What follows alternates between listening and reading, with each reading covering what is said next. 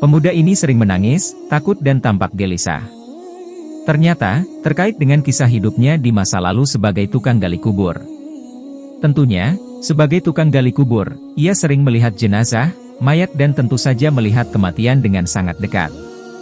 Anehnya, ketika ia jadi tukang gali kubur, pemuda itu sering melihat beberapa mayat yang berubah posisinya. Bahkan beberapa mayat tersebut tidak lagi menghadap kiblat. Ia juga meyakini, tidak ada seorang pun yang memindahkan posisi mayat-mayat tersebut. Hal ini membuatnya traumatis. Kisah ini sendiri termaktub dalam kitab Uyun Al-Hikayat min Qashas Asy-Syalihin wa Nawadir Az-Zahidin karya Ibnul Jauzi.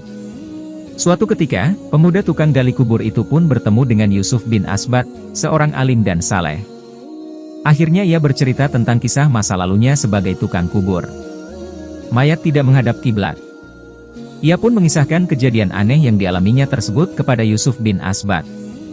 Saya melihat kebanyakan mayat, wajahnya tidak lagi menghadap kiblat, hanya sedikit saja mayat yang masih tetap menghadap ke arah kiblat, paparnya.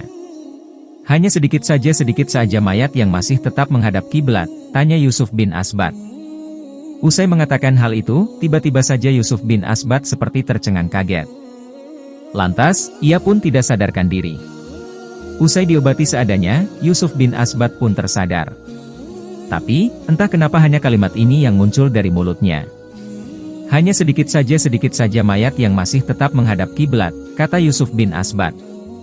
Hal itu pun terjadi beberapa kali. Ia diobati, sadar lagi, lantas mengucapkan kalimat di atas dan pingsan kembali. Hingga akhirnya datang seorang tabib bernama Sulaiman yang menyembuhkannya.